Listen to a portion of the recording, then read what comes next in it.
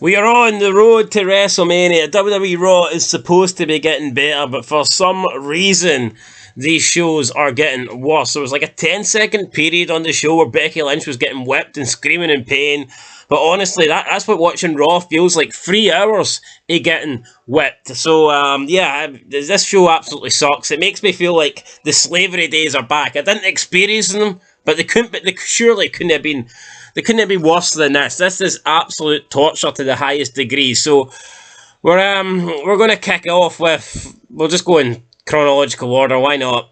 3 hours of fucking shite. There's not like. To be fair, the first segment's probably the best thing that happens on the show. We have the Kevin Owens show, a show that I've never wanted to tune into, a show that has got a bit. The name, the uniqueness of the name just says everything you need to know. The Kevin Owens show. I mean, couldn't come up with anything fucking fun or creative. I mean, there's nothing fun or creative about WWE at the moment, but come on. The Kevin Owens show. Gable's saying, thank you! Owens and Rollins are saying, you say that in a weird way or whatever.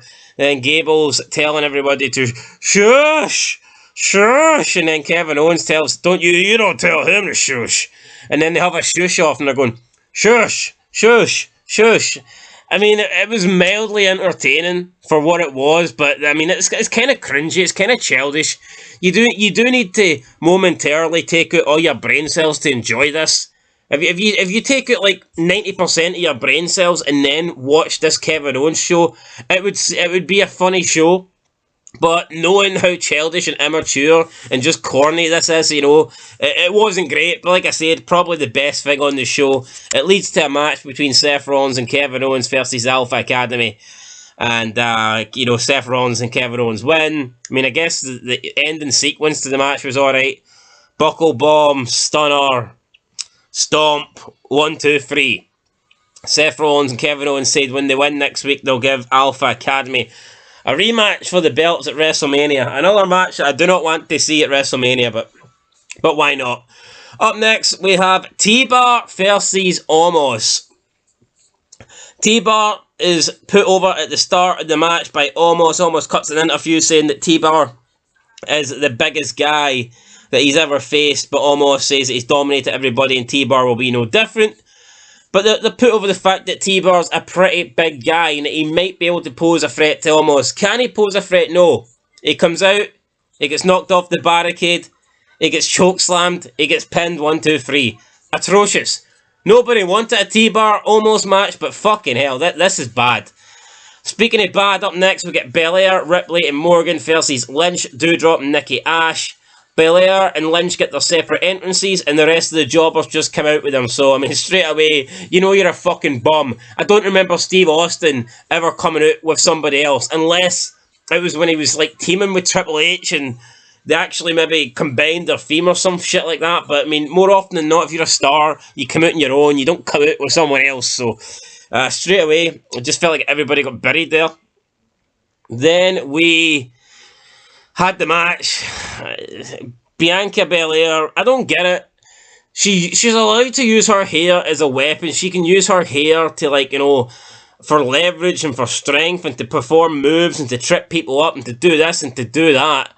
But for some reason, when you use her hair against her, it's considered like an illegal move. It's considered cheating. I mean, surely as a face, she shouldn't be allowed to use her hair in her moveset.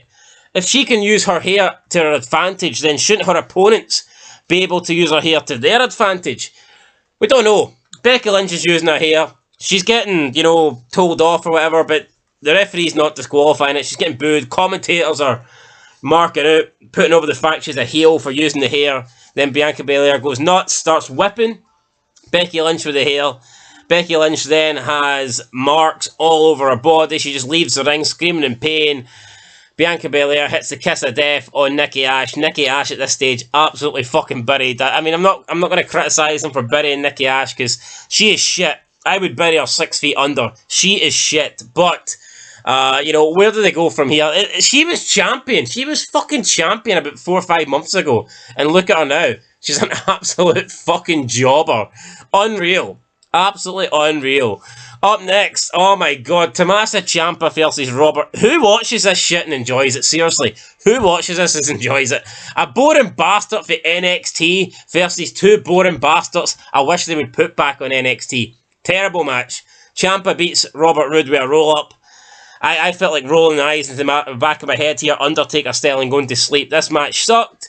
But yeah, Ciampa then got beat up after, and they said that they'll see him on NXT. Unfortunately, I wish I couldn't see them. I don't feel like watching NXT. I don't feel like watching any wrestling. It's all crap, but... by God. Why did I do this? Why did I punish myself? Up next, with Reggie and Dana Brooke versus Tosawa and Tamina. Tag match. I'm not even going to justify that. Right? Dana Brooke retains the title, and Tamina kisses Reggie. Fucking atrocious, man. Trash. Shouldn't be on the show. Moving on. The Miz talks trash to the Mysterios. Basically, the Miz just gets on the microphone, buries the Mysterios, says that Logan Paul's a big name and that the Mysterios aren't really. He says the father-son thing's been done, but nothing's been done like the Miz and Logan Paul. I mean, the Miz is decent on the mic, but it's all cookie cutter at this stage. It really is. Then we had Rey Mysterio and Dominic taking on the Hurt Business. The Hurt Business, I think the last time they won a match was probably, before Cedric Alexander was born. That was the last time the Hurt Business won a match, but somehow the Hurt Business beat Rey Mysterio and Dominic here. Oh my god, Dominic gets rolled up after Rey chases Miz into the crowd and he gets distracted. Fucking shite. Up next, RK Bro versus the Street Profits. Ending of the match, looks like Orton got hurt. You got Montez Ford coming off the top rope with the frog splash. It looks like his knee hit into the side of Randy Orton's head. Randy Orton looked out of it. He rolled over. He tried to get his foot on the bottom rope for the pin. Angelo Dawkins was going to move his foot off the rope, but Orton's foot didn't even make it to the rope. So he's, I don't know, either out of position or he didn't fully stretch his leg enough. Or maybe he was fucking concussed. Because, like I said, it did look like the knee, leg of Montez Ford just comes down and clappers into the side of Randy Orton. So after the match, you can see that Randy Orton is kind of laying there, dazed. Montez Ford was lying next to him, talking to him. The referee was crouched down, talking to him. So both Ford and the referee were communicating with Orton. I mean, Orton could have said he's all right. It doesn't. Maybe it's not a serious injury, but there was definitely, momentarily, Orton there was definitely stunned. You could tell. And then it was just a weird ending. Riddle slides into the ring and they all just kind of look at each other like they're like snakes poised on the ground looking at each other. Fucking shit. We then had Austin Theory backstage with Mr. McMahon. He talks up Mr. McMahon's appearance this week on the Pat McAfee show. Austin Theory says to McMahon, "What are you going to do if Pat McAfee jumps you? I could be there for backup. I'll pull him off." McMahon says, "Are you going to help me? Are you going to pull him off, you son of a bitch?" Austin Theory goes, "Yeah, I'll pull him off." And McMahon goes, "It's not that kind of show." And he just walks off. Austin Theory picks up a pencil, looks at the pencil and goes, "Yeah, but it could be." I mean, what the fuck are they going? This is terrible, right? I love McMahon. I'm all for McMahon. I thought up until recently that having McMahon on the show possibly couldn't make it worse, but Jesus fucking Christ, what has happened to Vincent Kennedy McMahon? Not only does he look like a corpse, I could forgive him looking like a corpse if the segments were good, if the segments made sense, if the segments were going anywhere. But this is going nowhere. Nowhere but straight into the bin. One of the worst segments on the show, and that is saying a lot considering this show was featuring the likes of Dana Brooke and Reggie, Tommaso Ciampa, Robert Roode, Doudrop, Nikki Ash, almost T-Bar. Jesus Christ, this show fucking sucked, but this segment was right up there with the worst of them. Then we had Edge. WrestleMania.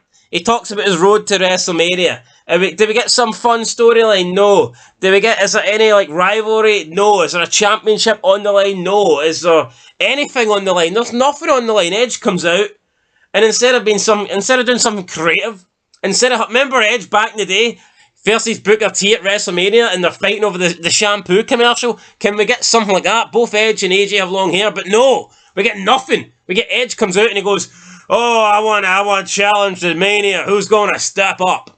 AJ Styles comes out, says he accepts. Edge says he's glad he accepted. Everybody's wanted this match.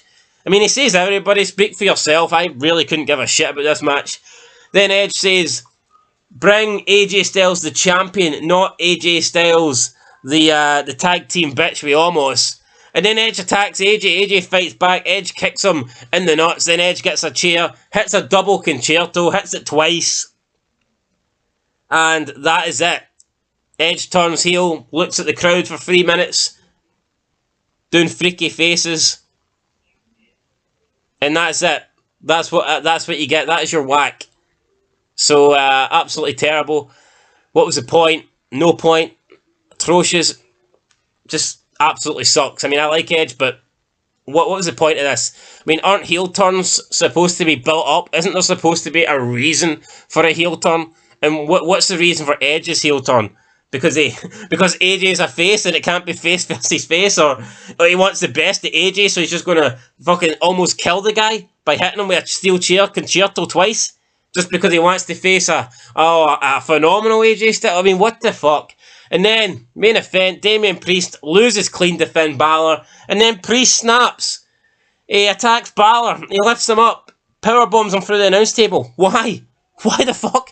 We just had a heel turn in the last segment, and then they do the exact same thing. Why would you have back-to-back heel turns and back-to-back segments? On what fucking planet does this make sense? At least the Damian Priest heel turn you could see coming. They actually had... I'm not saying they've done a good job, but they were building it up over the past month. You could see Damian Priest wasn't happy about losing matches. You could sense this was happening. But, I mean, the Edge one was fucking atrocious, and they shouldn't have had this back-to-back. I mean, you could almost forgive it if it's on the same show and you spread it out. But back-to-back segments, really? Terrible. Absolute shite. And then Damian Priest was blaming the fan. He says that Finn Balor won because the fans were cheering for him and they never cheered for Damian Priest. What a load of shite, really. Oh, that guy cheered me and I lost, so that's why. I mean, what is this? What is this? Know what it is? It's fucking garbage, guys. It's getting a 0 out of 10. 0 out of 10 because, for two reasons. One, the show's fucking... It's shit. It's absolute shit. And the second reason is I need to waste about 3 hours of my life to watch and review this. So that's the only two reasons you need why this show is getting a 0 out of 10. Let us know what you thought down below. I mean, share this video, like this video, comment. And yeah, am I being harsh? I don't think so. I think Raw's getting worse. We're getting up to WrestleMania. And no Brock Lesnar. Where the fuck was Brock? We need Brock. God damn it. Apparently he was backstage and we didn't get him. Why? Jesus Christ. Just give us Brock for 3 hours, honestly. Can we not have Brock even in his home farming? I would rather watch Brock shoveling shit for 3 hours than watch this. I mean, come on. Give us Brock for fuck's sake. Right, guys, till next time. That's all I've got to say. Peace.